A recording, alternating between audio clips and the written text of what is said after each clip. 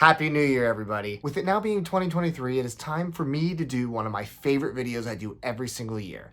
The 7 grails that I'm looking to get this year, hopefully. If you aren't familiar with this series, I talk about the ones I tried to get last year, show off the ones I did get, talk about the ones I failed to get, and then I'll tell you about the 7 that I'm gunning for this year. And what I always love to see is you guys leave a comment below with all the grails that you are hunting for at the top of your list for this year. I'm always curious what people are always searching for.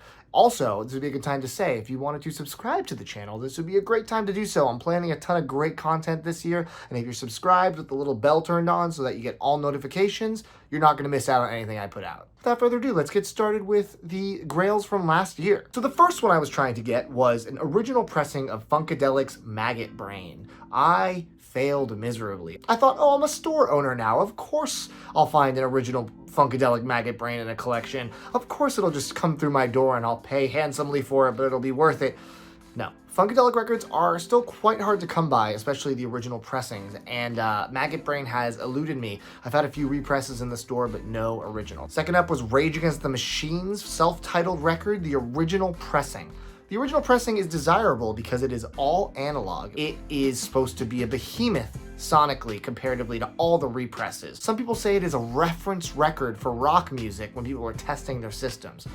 I mean, that's something I wanted to check out because that album is absolutely terrific front to back. And look who got one! I was able to track one down on Discogs not that long after I did the video last year, and it was a sealed copy. So I got to peel off the shrink myself, first play the maiden voyage of this amazing record, and I can safely say that it 100% lives up to expectation. This thing leaps off the platter, your speakers will explode with sound, and I was absolutely shocked at how good this thing could sound. Having heard a repress before, it is a night and day difference. If you can track an original down, it is definitely worth it. After that, I had Aphex Twins' Analord series, which is a series of 10 different discs of music, all set in a beautiful binder. I think it might be a leather binder. Maybe it's faux leather. Maybe it's just meant to look leather. I'm not quite sure, but it's a beautiful package, and I absolutely failed to get it.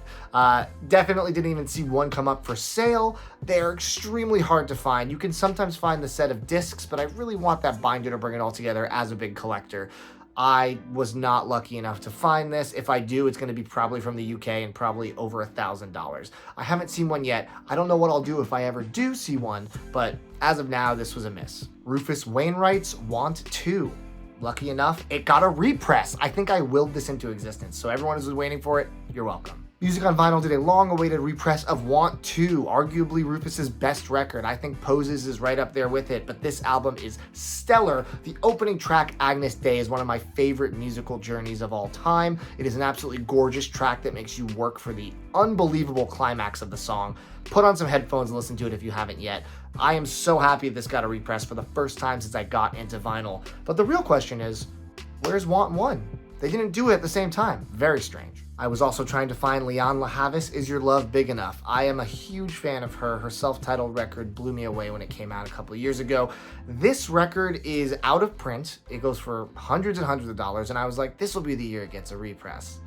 I was wrong. It didn't. Maybe 2023 will be the year as she gets bigger and her career kind of takes off. Maybe the label will be like, okay, let's get some of that old stuff back in print. But as of now, I just am not going to put down what it goes for. I'm really crossing my fingers that a repress happens this year. And then we have Ichiko Aoba's Mahoroboshiya. Ichiko is an amazing Japanese folk artist, some of the most fragile and beautiful music I've ever heard. I actually had the pleasure of seeing her perform here in Portland last year.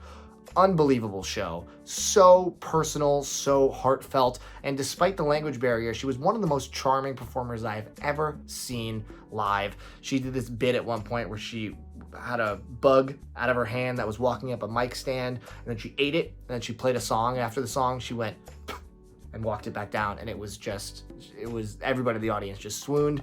A lot of her records are hard to find. QP and this one in particular are very hard to find. Speedstar Records in Japan doesn't seem to like to repress their stuff, so I managed to track down QP not long after getting into Ichiko Aoba, but this record really eluded me. A couple weeks ago, I happened to see a copy on eBay for quite a bit. I think I paid $260 shipped from France.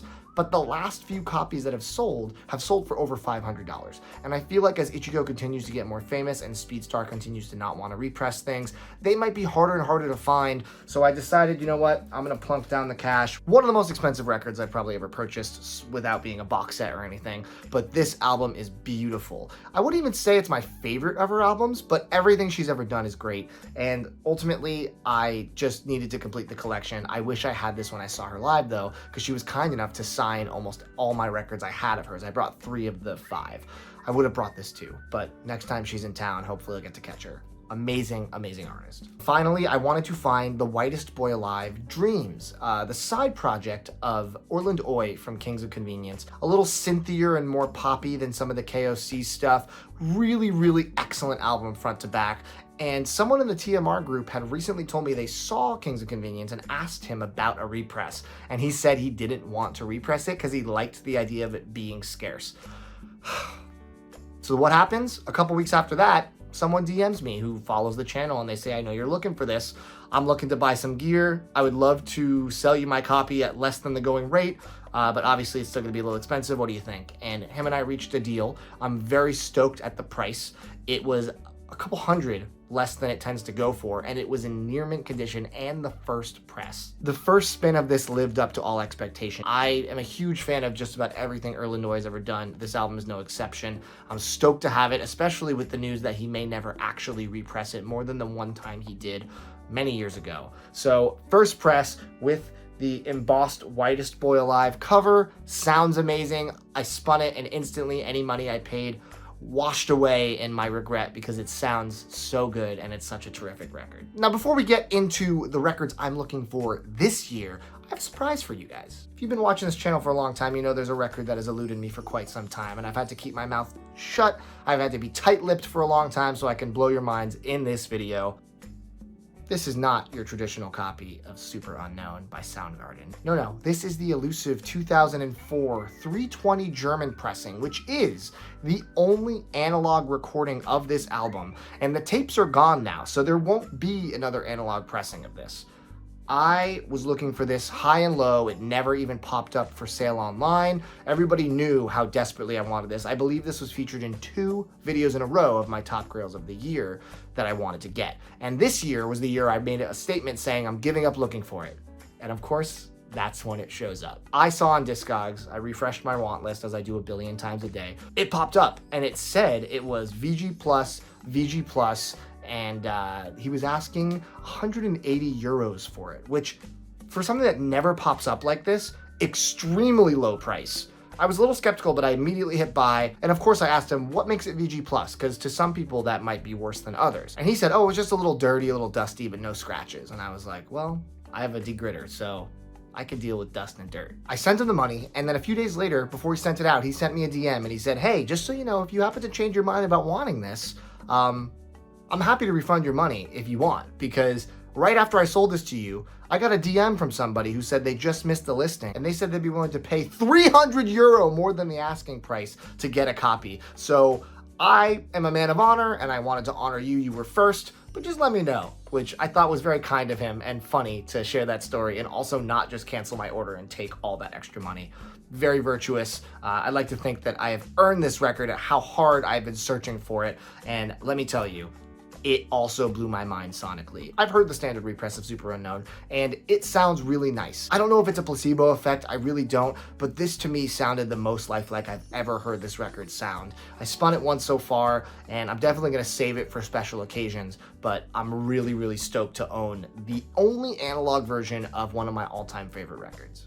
The journey's done, guys. But is the journey done? Never, because I have 7 more grails I'm going for this year. Let's dive into what they are. First up, we have Tears for Fears Elemental, their first record that was in the 90s. I always heard it was a fall from grace after the amazing 3-album run in the 80s, but I was recently at my buddy DJ Wag's house, who if you saw No Skips, you're familiar with him, and he played me some records, including that one.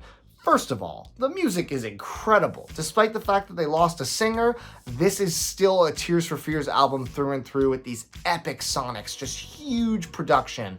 And the songs themselves were wonderful. it has never had a proper repress. So now I am trying to gun for one of the originals. They go for usually over $100 and they're usually overseas. So hopefully I can get lucky and stumble upon it, maybe on US soil, which would be ideal. But this album I need to add to my collection as a big Tears for Fears fan. Speaking of DJ Wags, I've had on my list in the past Flamingosis Pleasure Palette, and I took it off my list because I stopped looking so hard for it because it hasn't had a repress. I don't know if it will. DJ Wags, of course, in his 20,000 records, had a copy, and I mentioned it to him. He pulled it out, and we listened to it the same night he showed me Elemental. And I forgot how good of an album it is. It's like this beautiful lo-fi future funk. It's danceable, it's fun, it's just a great record, and the fact that I think there's only 300 copies that exist is mind-blowing. And of course, he did not want to sell me his. So I'm back on the hunt for it. It's back on the list. I have almost everything else Flamingosis has ever done. This is right up there with Great Hair. Essential record if you're a future funk fan, and I would love to track it down. As some of you guys know, I'm becoming a metalhead very quickly, and Megadeth is a band I always enjoyed back in high school, but now I'm enjoying them even more doing deeper dives into their discography. Countdown to Extinction is eluding me because it hasn't had a repress in a while. Now, there's some debate that I'm reading about as to whether an original press or the MoFi sounds better. Apparently they're different mixes or different masters. That being said, I'd be happy with either, but I am shooting for an original because it seems a little more attainable price-wise, but maybe this is the year it finally gets a repress along with Rust in Peace. All I know is that I'd love to get an early pressing or a really good sounding repress because it is an incredible metal record. Sticking with some of the heavier stuff, I'm also becoming a big fan of Danzig, everything Danzig. And thanks to James, a regular at the store, I was able to find Danzig 1 and 2 this year. I paid him pretty handsomely for them, but they're amazing albums and I really had to own them. And now I'm lumping 3 and 4 into one listing on this list. I know that's kind of cheating. What are you gonna do? Sue me. Danzig 3 and 4 are great records, arguably his last great records before he kind of discovered a different sound with this like lo-fi industrial thing he did on 5, which I wasn't a fan of. Thought 6 was pretty good again, but ultimately 1 through 4 is his best stuff, and 3 and 4 have not had a proper repress thanks to his beef with Rick Rubin and the labels. So I don't know if they'll ever get a repress. I'm just gonna have to get lucky enough or crazy enough to buy a first press. Here's kind of an interesting one. 9 Inch Nails' Pretty Hate Machine Sessions. This is a bootleg record, and a buddy of mine, John, who's a regular at the store, we were both at the 9 Inch Nails show last year, and he brought me his copy of this because he has this bootleg, and it is what 9 Inch Nails' Pretty Hate Machine was prior to the actual album coming out. Very different, sample heavy. A lot of the songs have similarities, but they're all pretty different, and not every song from the album is on this. That being said, it's almost a completely new album experience, and it blew me away when I heard it. Being that Pretty Hate Machine is my favorite 9 Inch Nails record, I would love to have these sessions on vinyl. The bootleg is extremely hard to find. I just missed one for $100 on eBay like 2 months ago, and I was devastated.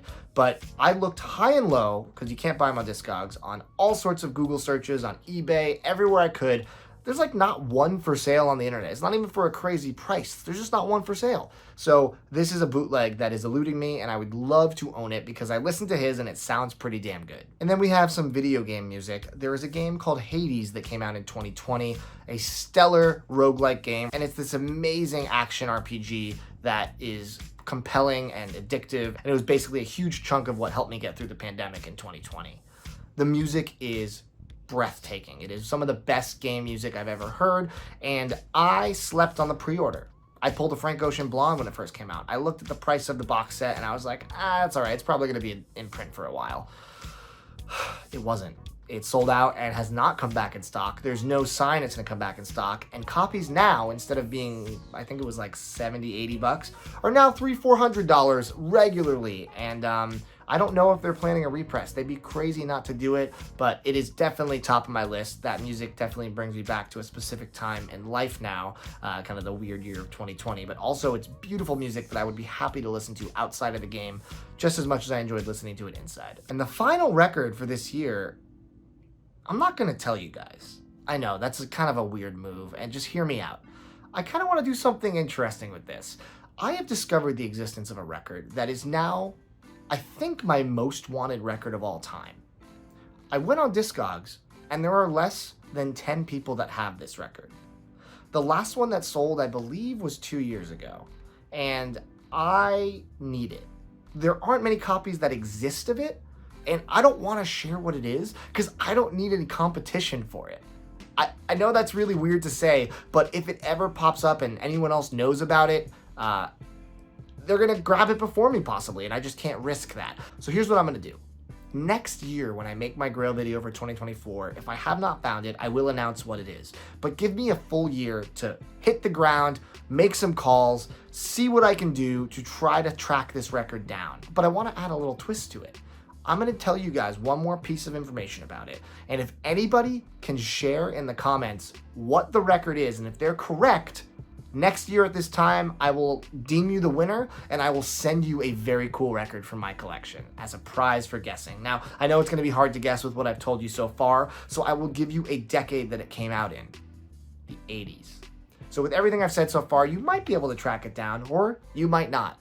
But it is an extremely obscure record that there are very few copies left, and I wonder if I will ever truly find it in my lifetime. There's never been a repress, and I would love to own this, and I can't wait to talk to you guys about it in a year from now. But for now, let's let the mystery lie and see what I can do. It'll be amazing to show it off next year, but I'm really doubting it. So look forward to next year's video where I'm going to be talking about what it is, and then you can add it to your list if you're interested. So that was my Grail video for this year. Those are the ones I found, also the ones I'm looking for. Make sure you leave a comment below with all the top Grails on your list, and good luck to everybody finding what you're looking for this year. I think it's going to be a good one for all of us. Thanks so much for watching. Take it easy.